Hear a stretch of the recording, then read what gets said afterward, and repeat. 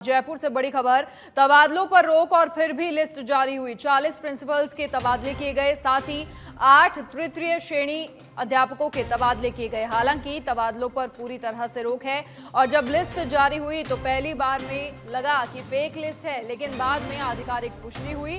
कर्मचारी में अब एक ही चर्चा, उपचुनाव से पहले इन ट्रांसफर्स के क्या मायने निकाले जाएं। तो तबादलों पर पूरी तरह से रोक, बावजूद इसके तबादला सूची जारी हुई है। ऐसे में कर्मचारियों में हलचल है कि उपचुनाव से पहले तबादले और इसके क्या कुछ मायने निकाले जाएं, क्यों ट्रांसफर्स हुए।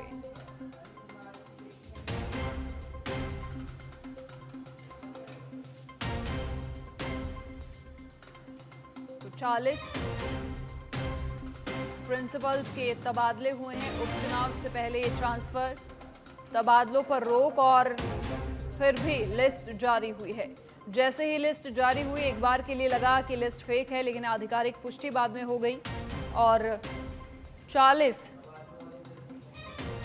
प्रिंसिपल्स के तबादले हुए हैं।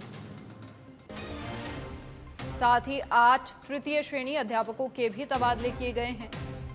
उपचुनाव से पहले ये ट्रांसफर्स, तबादलों पर रोक और फिर भी लिस्ट जारी हुई। 40 प्रिंसिपल के तबादले किए गए, साथ ही 8 तृतीय श्रेणी अध्यापकों के तबादले। हालांकि तबादलों पर पूरी तरह से रोक है और जब लिस्ट जारी हुई तो पहली बार में लगा कि ये लिस्ट फेक है।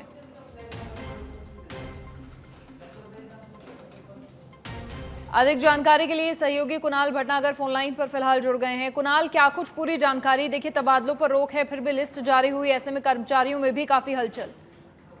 देखिए, मुझे आपको बता दें कि आज सुबह जब लिस्ट जारी हुई तो तमाम ग्रुपों में इसका सर्कुलेशन हुआ। उसके बाद जो सरकारी कर्मचारी हैं, एक बार को उनका फोन जो है घंटा गया एक दूसरे के पास, क्योंकि अभी तबादलों पर जिस तरह से रोक लगाई गई है और उसके बावजूद जो है ये लिस्ट जारी हुई है, क्योंकि इस लिस्ट में एक खास बात देखने को मिल रही है। आप देखिए कि जिस क्षेत्र में उपचुनाव है वहां पर जो ट्रांसफर हैं वो ज्यादा यहाँ पर किए गए हैं। तो कर्मचारियों में यही चर्चा है कि आप ये देखिए कि उपचुनाव के मद्देनजर कहीं ना कहीं सरकार ने ये लिस्ट जारी की है, दबाव में कह सकते हैं। ऐसी चर्चा जो है सरकारी कर्मचारियों में है, क्योंकि आप ये देखिए कि तृतीय श्रेणी जो शिक्षक हैं वो लंबे समय से इस जो है तबादलों की मांग कर रहे हैं, लेकिन कुछ लोगों को तबादले यहाँ पर आज जो लिस्ट जारी हुई है उनमें उनका कहना है कि जो तमाम शिक्षक हैं जो तबादलों की मांग कर रहे हैं, जो काफी सालों से अपने घर से दूर जो है काम कर रहे हैं,